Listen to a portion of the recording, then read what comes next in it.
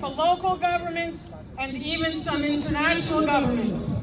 Let me discuss the actions of our last two governors toward Israel and Palestine. Republican Chris Christie, remember him? He apologized to mega donor Sheldon Adelman for using the word occupation to describe the Israeli presence in Palestine. He apologized for telling the truth. Right? And this was during his brief campaign for the Republican nomination for president in 2016. And as far as I can remember, the only time Chris Christie apologized for his behavior as governor of New Jersey. Current Governor Phil Murphy visited Israel, Palestine in 2019. He met with Netanyahu, calling him a good man. Not a war criminal, he called him a good man. He did have a short meeting with the Palestinians, but nothing came of it. The visit was to encourage business investment in New Jersey. On the other hand, I went to Ramallah and Hebron on the West Bank in 2013 and came back outspoken against the occupation and determined to do everything in my power to stop it.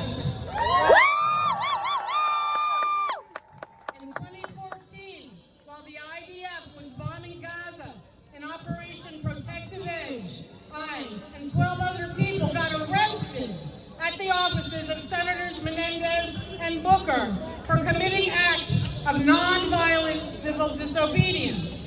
Call Menendez, call Booker, but don't expect them to do what you want them to do. Not the first time, not the second time, not the third time, but keep on calling. They have to hear from all of us.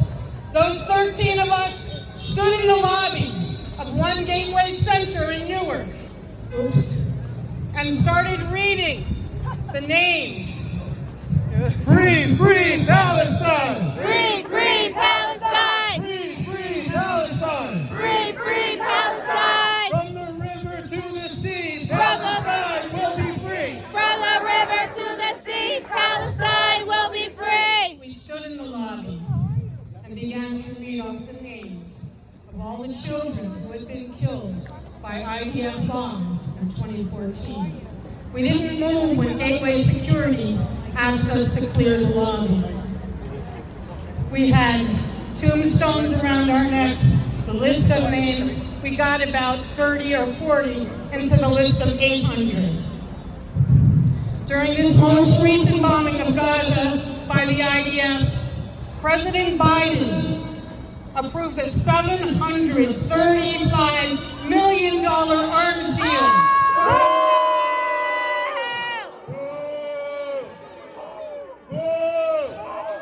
Above and beyond the annual $3.8 billion worth of aid the U.S. is committed to Israel for a total of 10 years. It was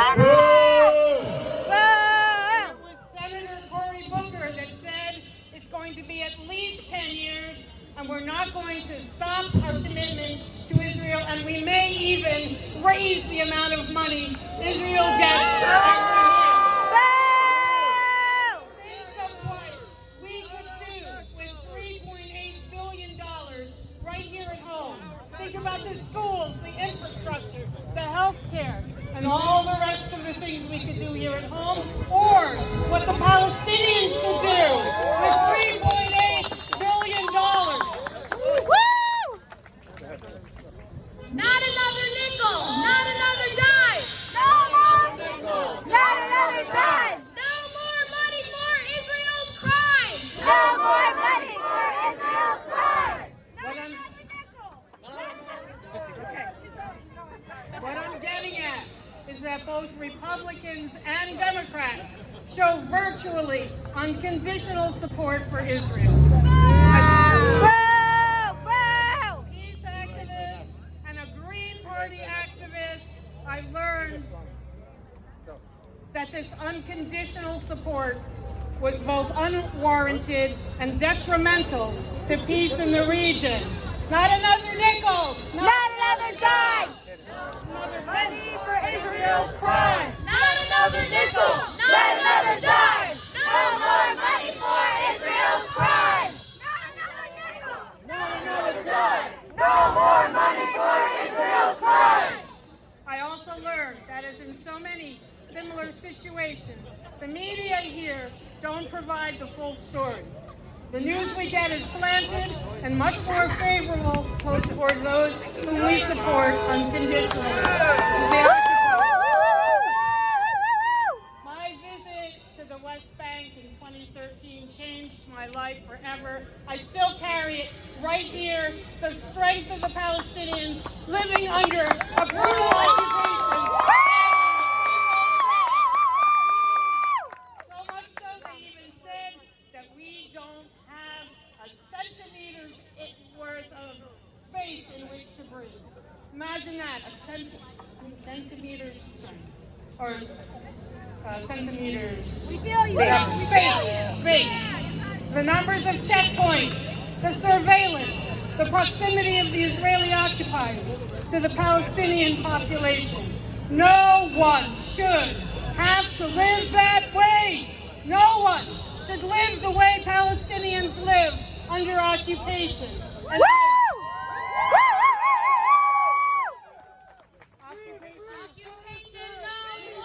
Occupation no more! Free, free Palestine! Free, free Palestine! Independent Palestine! Independent Palestine! as an activist and candidate for public office, my commitment to ending the occupation will never waver. I hear many people saying that this latest round of IDF aggression against Palestine has sparked more opposition and resistance than we're used to seeing. And let it continue! Resistance is justified. Resistance is justified. When people are occupied. Resistance is justified when people are occupied. Resistance is justified when people are occupied. Resistance is justified when people are occupied. Resistance is justified when people are occupied. All I know is that as a Jewish woman who lost relatives in the Holocaust, a U.S. taxpayer whose taxes go against my will toward the $740 billion military budget and $3.8 billion annually toward Israel, and a longtime peace activist, I must fight not only for a ceasefire. This one was thanks to Egypt, not even to our government here in the United States. Yeah, Madelyn. But I must fight for an end to the brutal occupation of Palestine by the Israeli government and an end to the U.S. unconditional support of the U.S. government.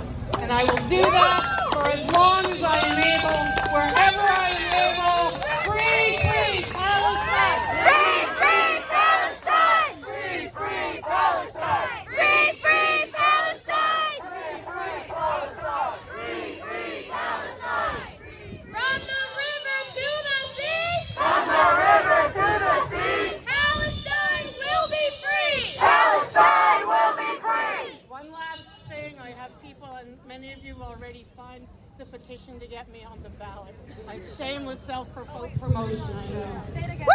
No, do it! We need justified The petition to get me on the ballot for New Jersey governor is circulating. There are 2 or 3 people with copies. If you haven't signed it yet, sign it now. Raise your hand. Someone will come to you so you can sign it. And I thank you all. We got to keep on going, right?